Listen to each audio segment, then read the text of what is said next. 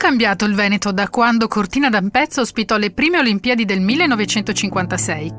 Noi abbiamo scelto di raccontarlo attraverso una cucina a legna, quella di Rachele Padovan, una donna ampezzana che seppe trasformare le proprie radici in un talento, diventando cuoca, amica e confidente di artisti, scrittori, attori e grandi intellettuali del Novecento. Io sono Silvia Fiore Scarabello e questo podcast è Parole nel Veneto, Rachele Padovan e la cortina dei letterati buongustai.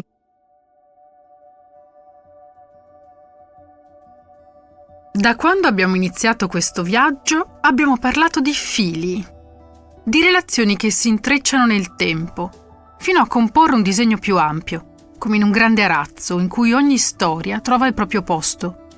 Ogni protagonista è legato agli altri da una trama sottile, non sempre visibile a prima vista, ma presente.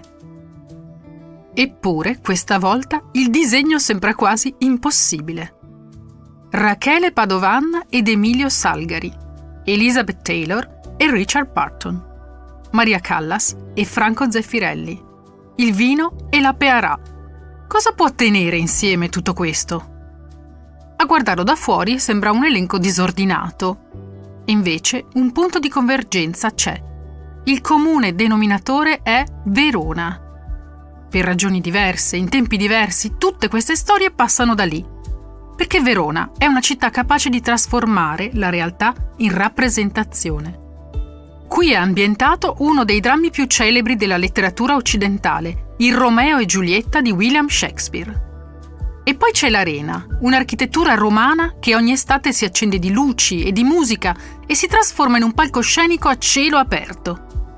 Migliaia di persone siedono sugli spalti di pietra per assistere a opere che conoscono già, ma che vogliono rivivere ancora una volta. È da secoli un luogo simbolo dell'arte, italiana ed internazionale. Non sorprende allora che sia stata scelta per ospitare la cerimonia di chiusura delle Olimpiadi invernali del 2026. Ancora una volta Verona assume il ruolo che le è più congeniale, quello di scena, non soltanto per un'opera o un concerto, ma per un evento capace di parlare al mondo intero. Ma prima ancora di diventare una culla per lo spettacolo, Verona è stata immaginazione. Ed è proprio da lì che dobbiamo partire, perché l'ingresso di Rachele in questa storia non avviene attraverso le luci del teatro, né attraverso il cinema. Prima di diventare la padrona di casa capace di accogliere artisti e intellettuali, è stata semplicemente una bambina di montagna, con le mani gelate d'inverno e il fieno tra i capelli d'estate. Una bimba che la domenica pomeriggio sognava di partire, non con il treno o con una nave. Per viaggiare lontano le bastava un libro. Nel volume intervista, scritto da Franco Volkan, Rachele racconta le letture che hanno acceso e nutrito la sua fantasia. Ascoltiamo questo ricordo nella voce dell'attrice Marica Rampazzo. La cooperativa quando ero bambina c'era già. La casa rurale, per esempio, aveva il suo ufficio in quello che è adesso il municipio vecchio e apriva tutte le estate di domenica. Nessuno mancava la messa. Ricordo una cosa molto interessante. Dopo la messa c'era un signore, mi pare che fosse Angelo Menardi, che teneva la biblioteca parrocchiale per i ragazzi e anche per gli adulti. Si andava lì, si sceglievano 2 o 3 libri e quando si riportavano si pagavano 5 centesimi. C'erano tutti i libri di Salgari, me lo ricordo bene. Ma uno in particolare risvegliava la mia fantasia. Si trattava della vita di Telemaco, il figlio di Ulisse. Ero affascinata da questo incredibile personaggio, ma c'erano anche libri importanti di scienze, di astronomia, di storia. Angelo Menardi era una persona gentilissima, piena di interessi. Dopo la messa ognuno correva a casa. C'era sempre qualcosa da fare. Poi, ma non sempre, si ritornava in paese per i vespri. Il pomeriggio della domenica era finalmente libero per leggere o per giocare. Durante la settimana tutti i tempi erano regolati dal ritmo del lavoro. D'estate dai lavori della campagna, d'inverno le 1000 cose da fare in casa, nella stalla, fuori, sulla neve. Tra quei libri presi in prestito per 5 centesimi ce n'erano molti firmati da Emilio Salgari. Per la generazione di Rachele erano letture imprescindibili. I romanzi del ciclo dei pirati della Malesia, Le avventure di Sandokan, oggi tornate alla ribalta, Il corsaro negro e Le tigri di Monpracem sono storie ambientate in mari lontani, foreste tropicali e arcipelaghi esotici. Eppure l'uomo che aveva inventato quei mondi non era mai stato in Oriente. Salgari era nato a Verona nel 1862. Aveva studiato all'Istituto Tecnico Nautico della sua città, sognando di diventare capitano di lungo corso, ma non aveva mai davvero solcato i mari che descriveva. I suoi viaggi erano costruiti attraverso carte geografiche, manuali di navigazione, riviste scientifiche e racconti di esploratori. Verona, in quegli anni, era una città di confine, austera, segnata ancora dall'eredità asburgica, non certo un porto coloniale. E proprio per questo colpisce che da lì sia nato uno degli immaginari avventurosi più fervidi della letteratura italiana. È curioso pensare che, mentre una bambina di Cortina prendeva in prestito quei libri dalla biblioteca parrocchiale, l'autore di quelle storie stesse scrivendo o avesse scritto le sue pagine, restando a pochi chilometri dall'Adige.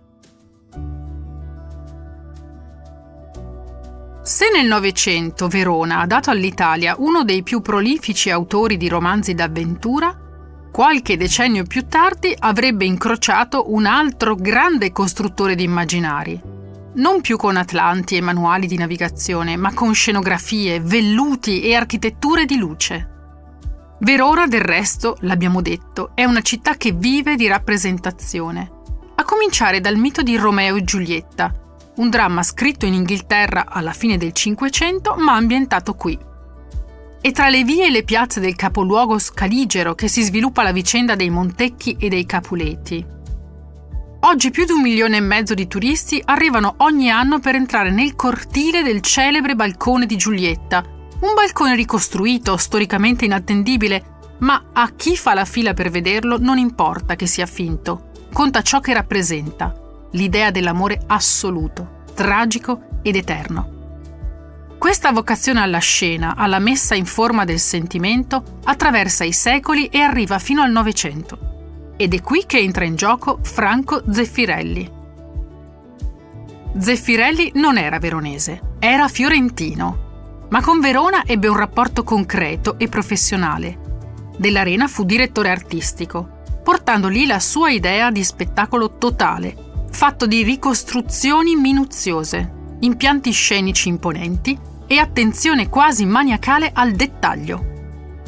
La sua storia personale però comincia molto prima di Verona. Franco non porta il cognome del padre, Corsi, nasce da una relazione clandestina. La madre, sarta stimata dell'aristocrazia fiorentina, non può farlo riconoscere come figlio legittimo. Il cognome viene inventato da lei, appassionata di lirica. Doveva essere Zeffiretti, da un'aria dell'Idomeneo di Mozart. Ma all'anagrafe le 2 T furono scambiate per 2 L. Nasce così Zeffirelli. A 6 anni la mamma muore e lui viene mandato a vivere con il padre Pietro, mercante di stoffe, che lo affida alle cure della sua segretaria inglese. Fu forse questa la sua vera fortuna. La donna era nubile e faceva parte di un ristrettissimo circolo di signorine e signore vedove di origine inglese, colte e ben educate, che fecero del piccolo il loro beniamino.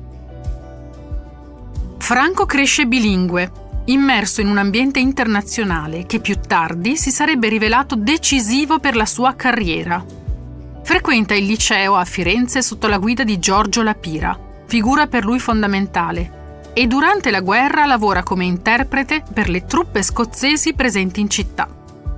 Finito il conflitto si trasferisce a Roma per frequentare l'Accademia di Belle Arti come scenografo, collaborando da giovanissimo con Luchino Visconti.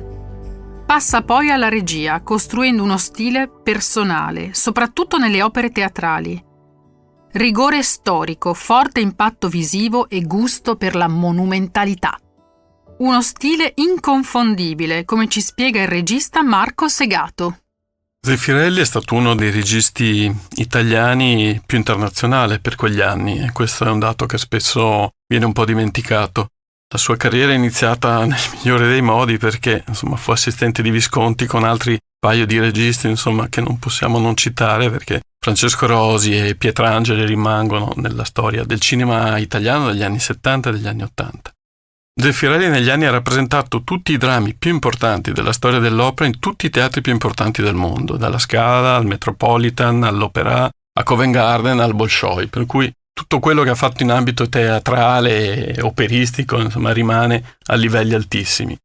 Da un punto di vista cinematografico Zeffirelli rimane un autore importante sul piano internazionale, ma forse un po' snobbato in quell'Italia che amava più il cinema d'autore che non il cinema che andava incontro ai gusti del pubblico.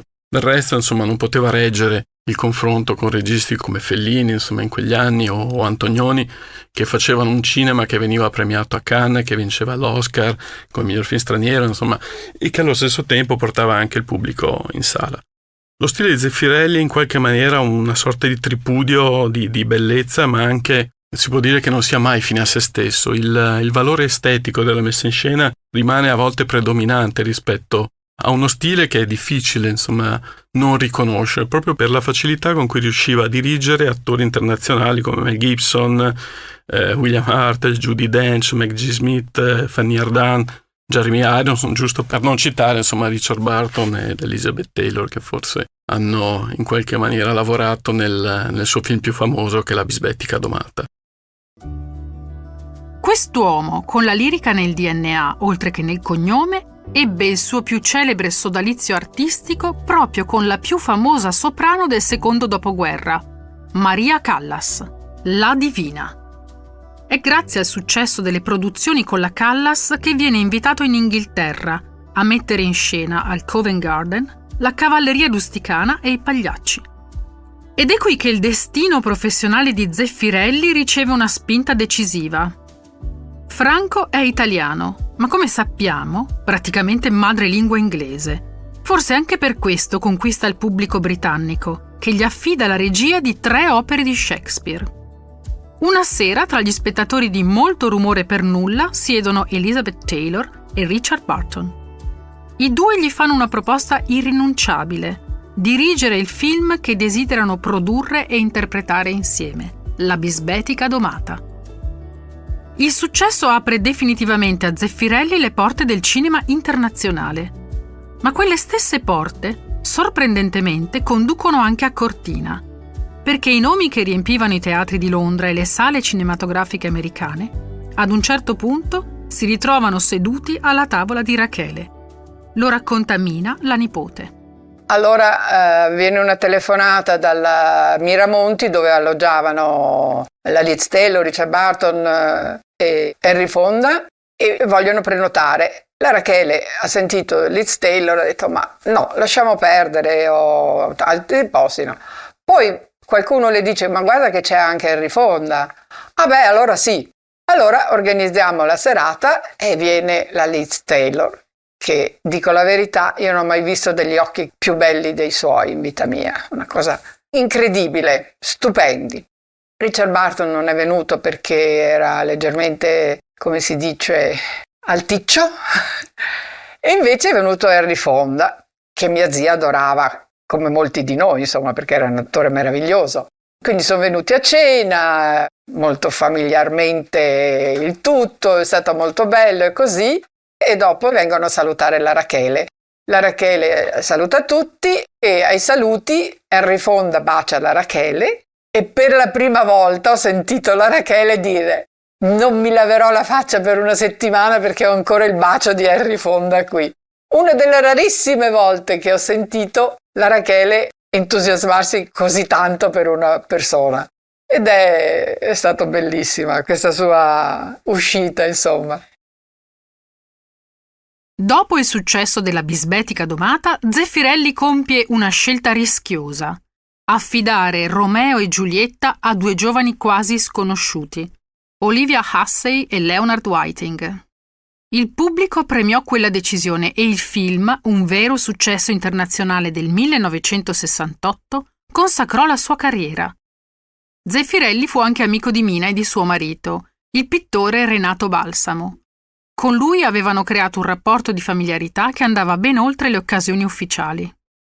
Zeffirelli, attraverso un amico comune che era il costumista Umberto Tirelli, ci ha invitati alla sua villa, cioè alle 3 ville che aveva a Positano, le chiamava le 3 ville. Quindi siamo andati a pranzo da lui, ci ha fatto visitare prima queste meravigliose ville con delle terrazze degradanti fino al mare.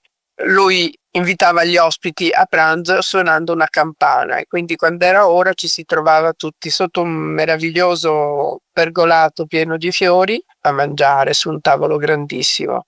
Eravamo quindi da Zeffirelli perché aveva voluto vedere Renato perché voleva da lui un quadro raffigurante le sue 3 ville, dicendo che solo un artista con la sua sensibilità avrebbe potuto dar loro un'anima. Era una giornata estiva stupenda, la casa era piena di fiori, la casa e i giardini intorno, e siamo scesi per un sentiero pieno di piante, di fiori di tutti i tipi, e questo sentiero portava alla piscina che era scavata nella roccia vicino al mare ed era una cosa meravigliosa, da lì si vedeva tutto Positano. Renato poi è ritornato molte altre volte alle ville per mettersi d'accordo con Zeffirelli sul quadro e parlare così, ed è durata parecchio tempo questa frequentazione.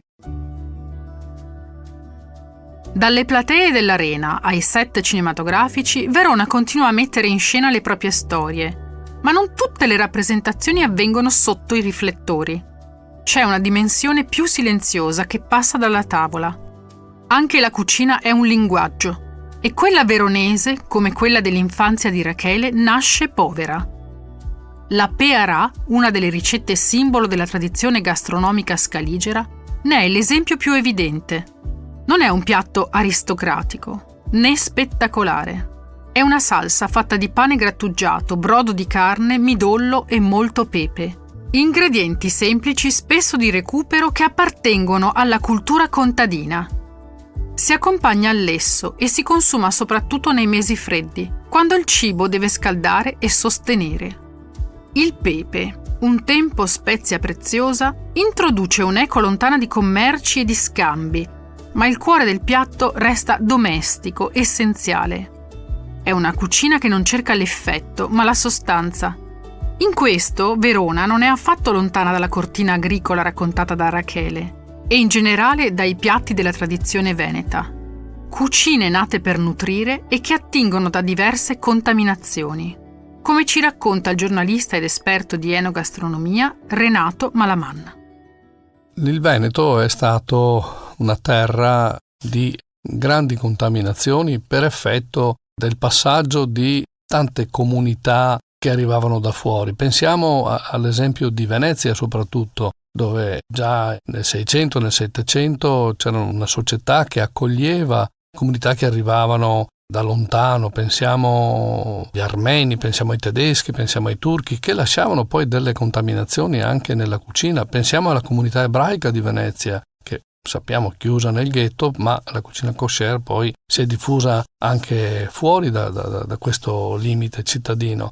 Poi pensiamo a cosa ci ha lasciato anche la lunga presenza austro-ungarica dopo la caduta della Serenissima, che ha percorso oltre la metà dell'Ottocento.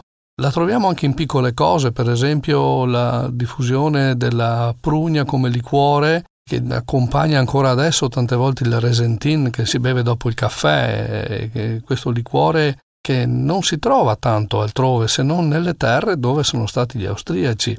Questa capacità di assorbire questi valori, queste abitudini, è un tratto essenziale proprio di questa cucina e queste abitudini a tavola, ma non solo, che sono sempre aperte a nuovi orizzonti. Questa è una peculiarità, secondo me, che valorizza molto il Veneto. Accanto a questa dimensione più popolare, Verona ha sviluppato anche un'altra voce, quella del vino. Se la pearà rappresenta la memoria contadina, il vino veronese è diventato nel tempo un interlocutore internazionale.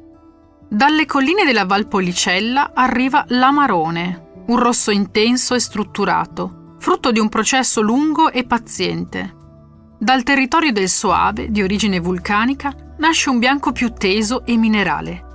Intorno una geografia ampia di denominazioni che raccontano la varietà di un'area agricola fortemente identitaria.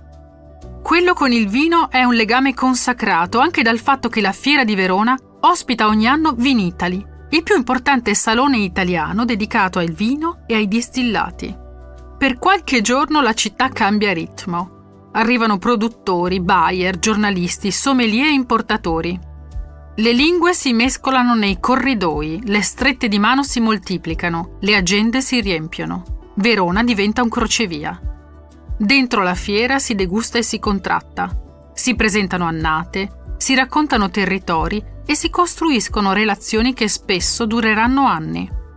Ma la manifestazione non resta confinata ai padiglioni. La sera si sposta nei ristoranti, nelle osterie e nei cortili del centro storico. Le bottiglie si aprono, le conversazioni si allungano, la città intera partecipa. In quei giorni Verona è una vetrina, ma non nel senso superficiale del termine. È un luogo che si espone consapevolmente, che mette in scena il proprio patrimonio agricolo e culturale, non attraverso un copione teatrale, ma attraverso il racconto di chi coltiva, vinifica e custodisce una tradizione. Se l'arena rappresenta la grande scena classica e il balcone di Giulietta il mito romantico, Vinitali è forse la rappresentazione più contemporanea della città. Il territorio che si mostra, dialoga e negozia il proprio futuro restando fedele alle proprie radici. Questa stessa atmosfera di vivace fermento è anche la stessa descritta da Giovanni Comisso nel raccontare un altro appuntamento storico ospitato in Viale del Lavoro. Fiera Cavalli, il più antico evento italiano dedicato al mondo equino. Ma Verona, fino a qualche tempo addietro, quando il cavallo non era ancora stato escluso dai mezzi motorizzati nella sua collaborazione con l'uomo, offriva spettacolosa la Fiera Cavalli, che si svolgeva a primavera. Nella notte primaverile andavano per le strade del Veneto e della Lombardia verso Verona stormi di cavalli assonniti, con coperte sulla groppa e le teste incappucciate, accompagnati da cavallari bislacchi che ogni tanto li aizzavano con grida simili a singhiozzi. Poi sul campo della fiera i cavalli riapparivano più potenti che mai, scattanti alla corsa, trainanti pesi in mani, galoppanti tra lo svolazzo della criniera e della coda, inalberantisi superbi di minaccia e amore. Accanto alle mura merlate, il fieno e la paglia odoravano tra le selle, le fruste, le bardature e i carri. Risuonavano parlate lombarde, emiliane, friulane e trentine, insieme a quelle degli slavi, con stivali e panciotti di velluto, e dei tedeschi, fermi nell'occhio calcolatore. Tra loro venditori di carni calde e grasse, di salsicce, di dolci e di frutta. Le trattorie attorno erano piene di gente vorace e nelle osterie traboccava il vino. Allora questa città sembrava come invasa da un esercito o da un popolo deciso di partire, ravvivato ai primi sintomi della primavera balzana. Se questo racconto vi è piaciuto, non perdetevi il prossimo episodio.